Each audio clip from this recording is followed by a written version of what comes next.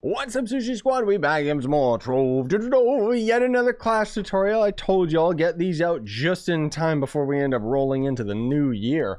But today we're going to be highlighting the Revenant. Now, once again, just similar to my other recent class tutorial videos, I gotta let you guys know, pay no attention to the man behind the curtain. Don't look at my stats or anything like that to judge this character, because I don't have all of my physical gems or anything like that on the Revenant. I will still end up giving you a proper example of how you're gonna build this character. And later in the video, I may end up swapping over to probably my Vanguard, because he's actually got all my physical gems on that class. But I'm still going to give you guys an example of what you're going to be building towards and how you're going to be building the Revenant. Now, before we get started with today's video, I got to let you guys know, if you're new to Trove, you can use that sign up link in the description. And then anything you end up buying out of the cash shop, I will make a percentage of that sale, which coincidentally, we've actually got a Dragon Weekly deal. This is pretty expensive, but it gets you a free, it gets you a dragon, so it's kind of worth it. I don't know. Pretty soon I'll do a video of the holiday countdown pack as well, just because it's getting close to that time where you won't be able to buy it anymore. But I want to give a shout out to GameAgo for the opportunity for that sign up link, and you find beautiful people watching at home who have actually gone that extra mile, because it really does sincerely help me to pay the bills that you ended up doing that. It doesn't increase the price of anything. It's just an awesome way you can help me out. Now, without further ado, let's get into the video. So the Revenant is actually one of the stronger classes in the game, especially for a physical based character. You're not going to end up being the best when it comes to normal dungeon farming in terms of your speed, but you can still end up using the character very effectively for the end game, and you can also be very, very powerful in the Delves, coincidentally. So that's really cool and really nice. The ideal stats that you're going to be going for on your crystal gear is going to end up being movement speed and probably crit damage. You could end up going for attack speed if you want. I mean, honestly, I think that probably would end up being your best bet over the raw crit damage, just because the way that you're going to be playing this guy is that, you know, you got your shield bash, which is really nice and cool and everything, but you're basically going to toggle on your number one, and then you're just going to be doing your basic attack at the same time. So pick your poison, whether or not you want to end up going for that attack speed over crit damage, or if you're just going all damage, attack speed percent and crit damage percent. That's what you want ideally on all of your gear. The movement speed is more so if you're just doing normal dungeon farming and stuff like that, because obviously you want to complete dungeons faster, and the only way that you can do dungeons faster is the distance between them. So that's why most movement speed builds end up being super duper OP in this game. And that's why some of the fastest characters in the game are the best farmers in the game. Now, for Delves, it's a little bit different, because you're going to be doing all that raw damage. So yeah, you're literally just going to be going for an attack speed and crit build for all of your gear. Good luck getting the drops, but hey, whatever. As for your ring, you can go for a ring that's got crit hit. As you can see, energy regen's useless, because this character doesn't actually use any energy regen. So it's, I don't know, it's up to you if you want to go for that or magic find. It depends how much crit hit you end up having. As for the banner, excuse the different slots. That's because one of the mods that I'm using is conflicting. But the banner, you can end up using either torches from Leviathans, which you get from U8, U9, U10 respectively. I've got videos talking about that already. Or you can end up, if you get super duper lucky and get a permanent torch, they actually do have a method of forging those up and making them even stronger. So that's actually the best banner that you can have in the entire game right now, but of course requires you to get a super duper rare permanent torch. So good luck with that. Otherwise, I just end up using the ones from the Delves. You get them simple enough out of the Delves boxes and stuff like that. So yeah, sure, it's up to you. For the allies, this is most of all the big thing that's changed in the game since older tutorials, just because we actually have Delve allies now, which incidentally just replace the older allies, because they're literally the same stats, but they're just going to end up having a light boost on them. So you could go for this one that has cooldown reduction if you want to be spamming your ult a lot more. That is if you are playing Revenant as a little bit more supportive, because if you're spamming your ult, you're obviously going to be pulling all the enemies in so that you can tank it a little bit better, but you're not really going to be building a tanky Revenant. I mean, you can, it's an option, but if you're trying to solo with the Revenant, you want all damage, but if you are actually trying to help other people and stuff like that, then yeah, you could end up building towards health, and Revenant's probably one of the tankiest characters in the game, so It can be fun if that's what you want to do, but obviously you're not going to be turning any heads if you're just doing solo play. So it's entirely up to you and entirely up to your play style, in which case I would probably recommend the recovery speed. Otherwise, if you're just doing, again, just soloing and speed farming and stuff like that, you're going to want to go for Aviar, or not Aviar. Which one is it? Oh, the animated jug. Sorry, I always mix those two up. Where you end up killing an enemy and gives you a movement speed boost. So obviously you're going to clear dungeons faster, blah, blah, blah. You know, there's other options that you can end up using, but ultimately you're going to end up using the same as any other physical based character. For the flask, I always just use Death Defying. It's my go-to. It's easy enough. If you're doing a damage build, you're going to want a Death Defying Flask just because you won't have any health, so you're going to be dying all the time, and so the Death Defying just heals you out of death. But otherwise, you can swap to some other stuff if you want. Vial of Unleashed Power. No, not...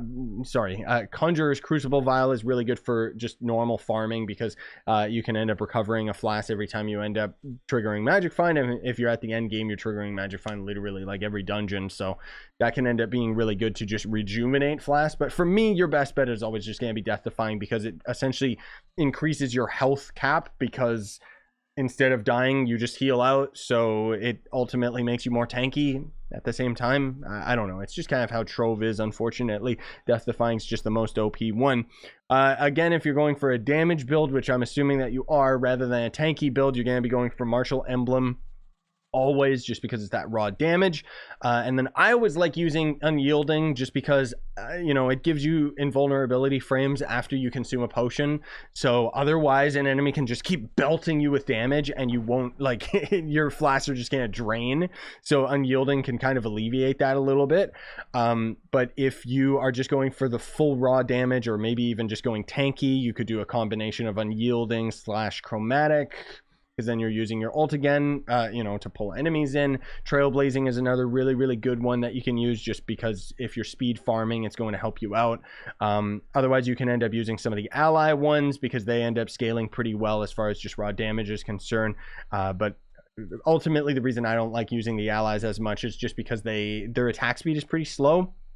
Sure Strike as well. If you don't have enough crit hit, you can go for that. But you know, there's kind of just the standard ones that work, and then the ones that don't work. So it's entirely up to you which ones you want to end up going for. And as usual in these videos, I don't really talk about food just because it's a temporary item, but condensed milk is probably going to be your best bet, just because it's so easy to get. Same with the free range electrolytes, just because you can just have so much of it, and more light means more damage, which means more survivability because you kill enemies faster. That's basically Trove in a nutshell, right?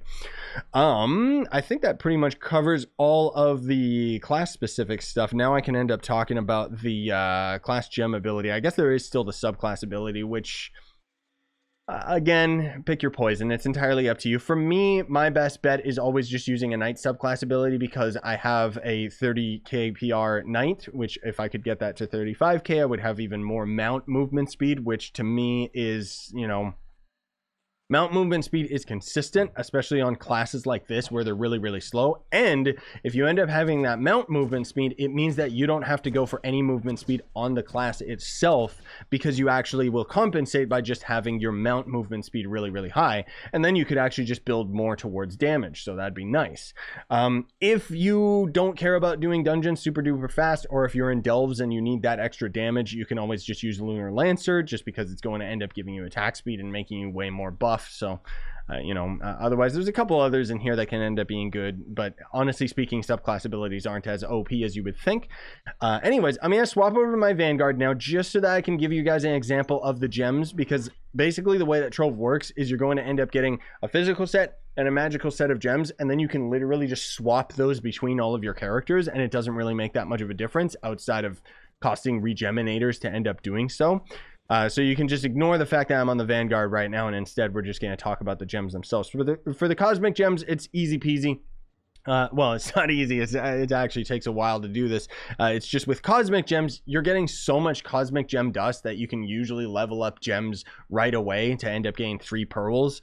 But otherwise, you're trying to end up getting the 3 pearls onto light, and then the extra stats are going to be crit damage and physical damage. So keep that in mind.